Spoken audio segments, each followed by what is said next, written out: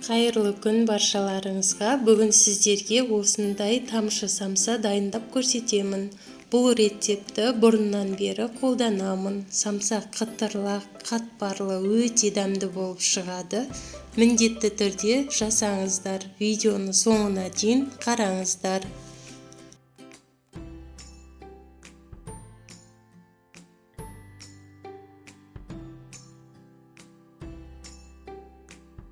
Қамырын дайындап аламыз. Бізге ол үшін ұн, суық су, жарты шай қасық тұз. Осылай ұнымызды ортасынан ашып, суымызды 3 бөлікке бөліп отырып құйып, қатты етіп қамыр илейміз. Ұнымызды алдын ала електен өткізіп аламыз. Тұзы аз қамыр болғасын, өзін-өзі қатты тастайды. Қамырымыз жұмсарып кетеді.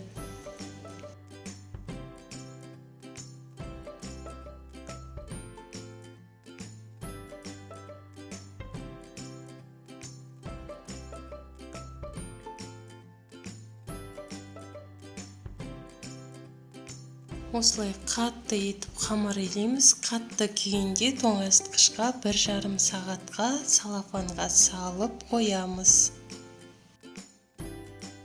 Қамырымыз дайын болғанша салмасын дайындап аламыз. 3 дана жуа, жарты килограмм фарш және де дәміне қарай тұз бен бұрыш. Самсаның өте дәмді шығуы тұзының басымырақ болғанына байланысты. Қамырымызды тағы да бір рет қайырып алдым. Жарты сағаттай тұрды. Және де қамырымыз жып-жылтыр, әп-әдемі болып жұмсарды. Енді қамырымызды үлкен етіп жайып аламын.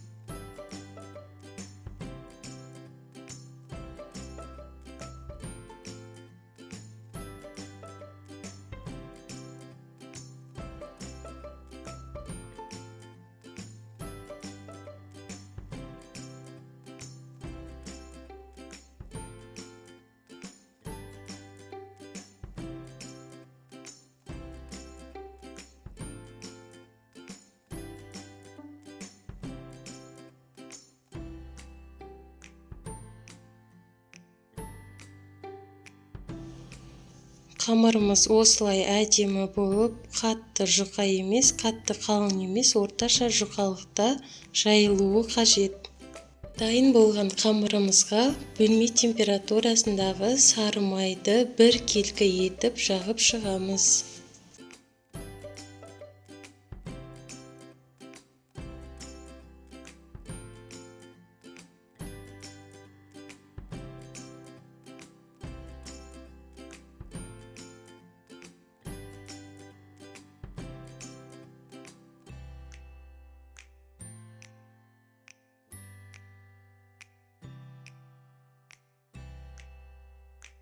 Қамырымызды ішінде ауасын қалдырмай жақсылап орап тоңазытқышқа 1 сағат немесе 1,5 сағатқа қоямыз. Майы ішіне жақсы сіңіп, самсамыз қатпарлы болып шығуы үшін.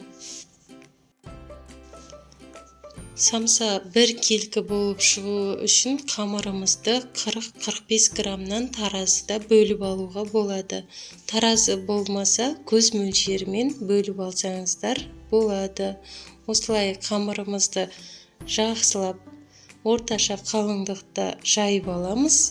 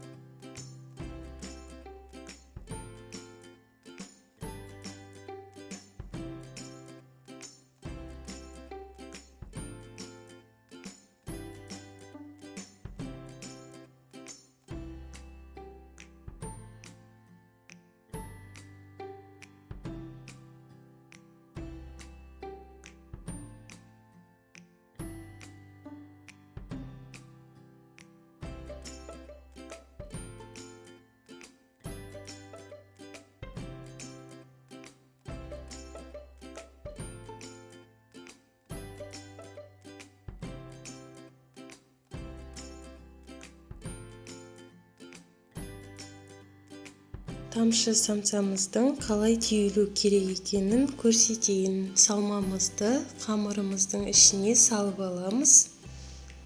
Осылай үлкен ас қасықпен көп-көптен етіп салатын болсаңыздар, самсамыз томпақ, әдемі болып піседі. Тамшы самсамызды осылай жартылай үш бұрышты етіп алды жағын бекітеміз. Және де бас жағын осылай өріп, самсамызды жақсылап жоғарыға көтеріп, ішінде ауа қалдырып түйеміз. Міне қараңыздаршы, әдемі болып шықты. Дәл осылай қалған самсаларымызда бас жағын үш бұрышты етіп,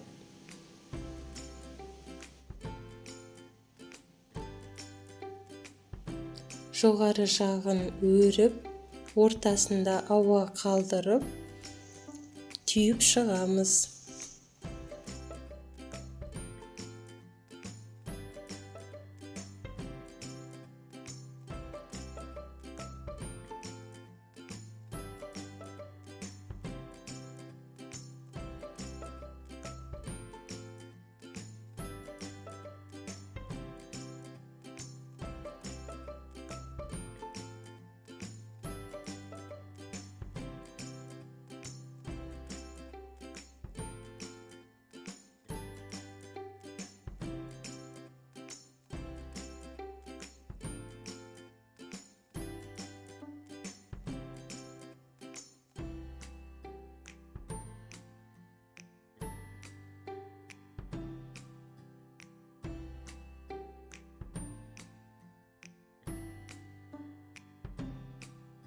Самсамыз жып-жылтыр, қып-қызыл болып пісуі үшін жұмыртқаның сарысы мен сүтті араластырып, самсамызға жағып шығамын.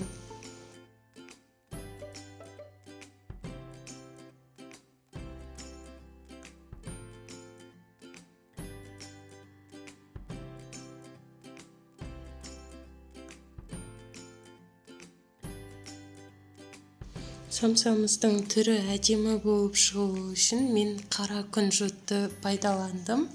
Сіздер қара немесе ақ күнжут пайдалансаңыздар болады, немесе күнжут пайдаланбасақ та болады. Тамшы самсамыз қытырлы, қатпарлы, өте дәмді болып шықты. Сіздермен бірге болған Гүлманат. Келесі видеоларымды көргілеріңіз келсе, менің каналыма міндетті түрде тіркеліп, қоңырауша белгісін баса кетуді ұмытпаңыз.